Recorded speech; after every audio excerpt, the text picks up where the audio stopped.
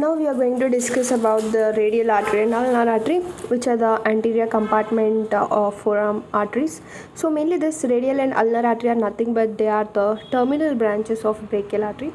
So if you remember the before lectures, then you will understand that the brachial artery is only divided into the radial artery and ulnar artery, which are its terminal branches. So now today we are going to discuss about this radial artery and ulnar artery in detail. And the arterial supply of forearm is chiefly derived from the common interosseous branch of ulnar artery. So ulnar artery is the chief artery of the forearm because its common interosseous branch is mainly supplying the whole of the forearm, and which divides into anterior and posterior interosseous artery. So this ulnar artery is common interosseous branch, which will in turn divide into anterior and posterior interosseous artery, and the posterior interosseous artery is reinforced in the upper part. Okay, so posterior interosseous artery of the ulnar artery will mainly supply the upper part, whereas the lower part is supplied by the anterior interosseous artery. So about this we will see in another further diagram. So first we will start now with our radial artery. So remember only one thing, that ulnar artery is important. It is having a common interosseous artery, and that common interosseous artery is in turn divided into posterior interosseous and anterior interosseous. The posterior interosseous will supply the upper part, the anterior interosseous will supply the lower part. So here I write posterior interosseous, sorry, this will be anterior, right? Anterior interosseous, this is posterior interosseous, because it is supplying upper part, anterior interosseous supplying the lower part, right? Now we'll start discussion on radial artery, this one. Okay, on the radial side means on the radial bone. Okay, so the radial artery is mainly the smaller terminal branch of the brachial artery, and it is in the cubital fossa. So actually in the cubital fossa only this brachial artery will divide into the radial artery and ulnar artery. And brachial artery is a part of a cubital fossa, the mnemonic MBBR. Okay, right. So the B stands here for the brachial artery. So it runs downwards to the wrist with lateral convexity. Why lateral convexity? Because this is on lateral side, so the radial artery. So on lateral side it moves and it leaves the forearm by turning posteriorly and entering into the anatomical snuff box. Here we'll be having the anatomical snuff box. So if I show now here, this area is called anatomical snuff box. So this radial artery will go into the anatomical snuff box. Actually ulnar artery is quite superficial throughout its whole course when compared with radial artery, whereas radial artery is somewhat deeper, and its distribution in hand is what we will learn now. So let us start the relations of the radial artery. So anterior to the radial artery you will find it's overlapped by the brachioradialis in the upper part. Actually brachioradialis is in the upper part. Okay, so if you see this diagram you can understand. So this is the radial artery.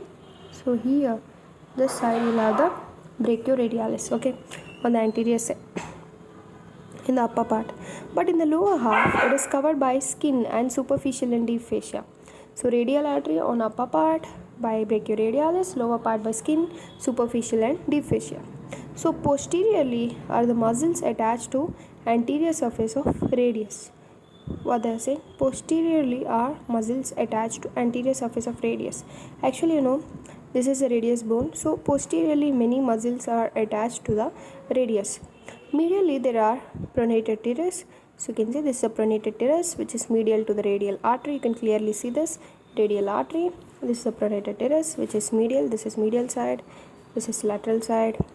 So medial to radial artery you will find the pronator teres, which is of course a superficial muscle of the forearm in the upper 1/3, and the tendon of flexor carpi radialis is seen in the lower 2/3 of its course.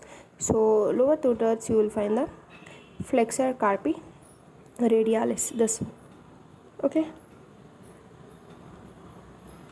this is medial in the lower third, lower. This is in the upper. So on the upper side you will find pronator teres, on the lower side you will find flexor carpi radialis muscle, and laterally there are brachioradialis in the whole extent and the radial nerve in the middle 1/3.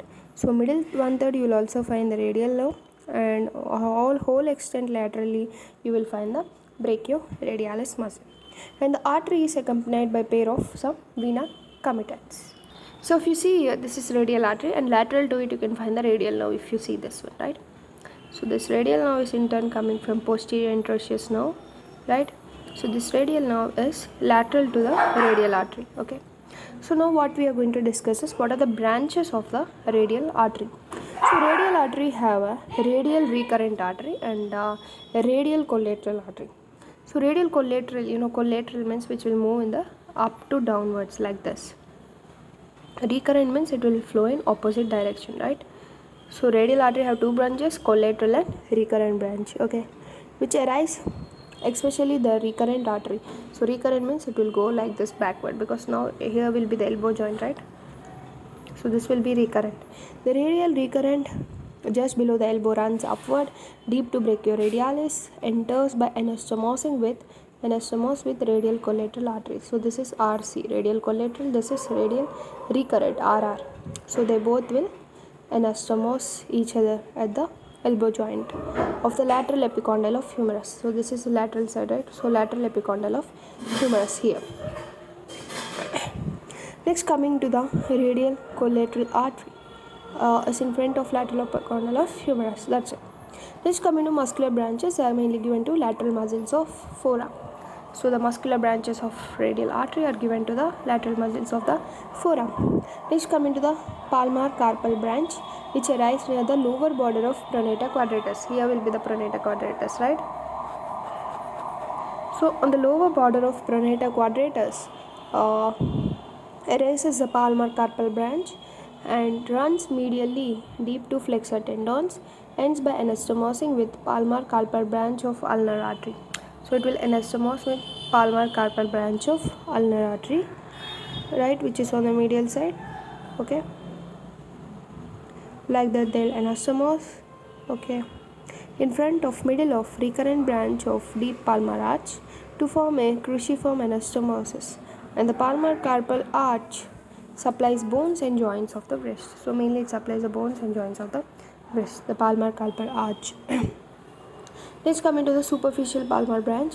So it arises just before radial artery, leaves the forearm by winding backwards. The branch passes through thenar muscles. Thenar means this side, right? Thenar muscles. It passes through thenar muscles, okay, and ends by joining terminal part of ulnar artery to complete the superficial palmar arch. So about this superficial palmar arch, deep palmar arch, everything we'll discuss later. So just understand this. Later you will understand more clearly if you learn the superficial and deep palmar arches. Okay, by this we completed the radial artery. Now we will start with the ulnar artery. So if you see, the ulnar artery is just on the ulnar side or the medial side. So it is a large terminal branch of brachial artery, begins in the cuboidal fossa, right? The artery runs obliquely downwards and medially in upper 1/3 of the forearm, but in the lower 2/3 of the forearm it courses vertical. If you see, right, it's vertical. It enters the palm by passing superficial to the flexor retinaculum. This is very important.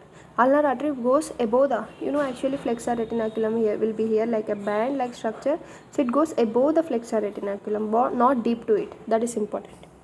So what are the relations? Anterior to the ulnar artery, you will find the upper half artery is deep, covered by muscles arising from common flexor origin. Common flexor origin muscles, all the superficial muscles of the forearm, right? Those are all covering this ulnar artery on the upper part, okay? And also the median nerve will be present over here. You can see the median nerve here, right? The lower half of the artery is superficial and covered by only skin and fascia. So lower part is superficial, but upper part is covered by common flexor muscles, and also you will find the medial artery which is lateral to it, okay. And posteriorly you will see brachialis and flexor digitorum profundus, okay. Posteriorly you will see the brachialis and the flexor digitorum profundus. Medially it is related to ulnar nerve. So you can see this is the ulnar nerve medially on the upper part, okay, and also flexor carpi ulnaris will be on the medial side to the ulnar artery. Next, laterally it's related to flexor digitorum superficialis muscle. Here will be flexor digitorum superficialis muscle which is lateral to the ulnar artery, okay. And next, the artery is accompanied by two vena comitants. Same as the radial artery is accompanied by two vena comitants, even the ulnar artery is having two vena comitants. So now understand the branches of ulnar artery. So if you remember, the radial artery branches are nothing but radial recurrent artery, radial collateral artery. So what are the branches of ulnar artery? They have anterior and posterior ulnar recurrent arteries. So like this, recurrent means again backward, right? So they have anterior, posterior, ulnar recurrent artery, okay, and anastomose around the elbow, okay. So the smaller anterior ulnar recurrent artery runs up and ends by anastomosing with the inferior ulnar collateral artery, okay. About this again I have given a mnemonic sim or pair, right? So if you see this mnemonic, you can understand the anastomosis of the elbow, okay. So up and ends by anastomosing with inferior ulnar collateral artery in front of medial epicondyle. So here the larger posterior ulnar recurrent artery arises lower than the anterior and ends by anastomosing with superior ulnar collateral artery behind medial epicondyle. So the common interosseous artery arises just below radial tuberosity. So radial bone will be this side. So here radial tuberosity arises the common interosseous artery.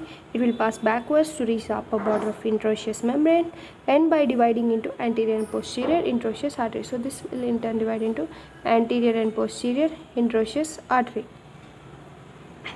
The anterior interosseous artery is the deepest artery on the front of forearm. It accompanies anterior interosseous nerve, okay, and descends on the surface of interosseous membrane between flexor digitorum profundus and flexor pollicis longus, okay. So this side will be flexor digitorum profundus and this side will be flexor digitorum pollicis. So in between there will be anterior interosseous artery. It pierces the interosseous membrane at the upper border of pronator quadratus. Here will be pronator quadratus, right? To enter the extensor compartment, means nothing but it will enter the posterior side. The artery gives muscular branches to the deep muscles of front of forearm, okay. Nutrient branches to radius and ulna, and a median artery which accompanies a median nerve, okay. So it lies near its origin. The posterior interosseous artery gives off interosseous recurrent artery which run upward and ends by anastomosing with middle collateral artery behind the lateral epicondyle, okay. The muscular branches supply the medial muscles of the forearm, this side. The palmar and dorsal carpal branches take part in the anastomosis around the wrist joint, okay. Ulnar artery have palmar and dorsal carpal branches. They form a joint around the wrist joint. The palmar carpal branch helps to form palmar carpal arch, and the dorsal carpal branch arises just above pisiform bone, winds backward deep to tendons, ends in dorsal carpal arch. This arch is formed medially by dorsal carpal branch of ulnar artery, laterally by dorsal carpal branch of radial artery. So this is about the ulnar artery. So by this we completed both radial artery and ulnar artery. So just understand that ulnar artery is playing a major role mainly by means of anterior interosseous artery which supplies most of the forearm. Of course radial artery is important but not so important. Ulnar artery is playing important role especially by means of anterior interosseous artery. So by this we completed both radial and ulnar artery. In next one we'll start with the nerves, okay.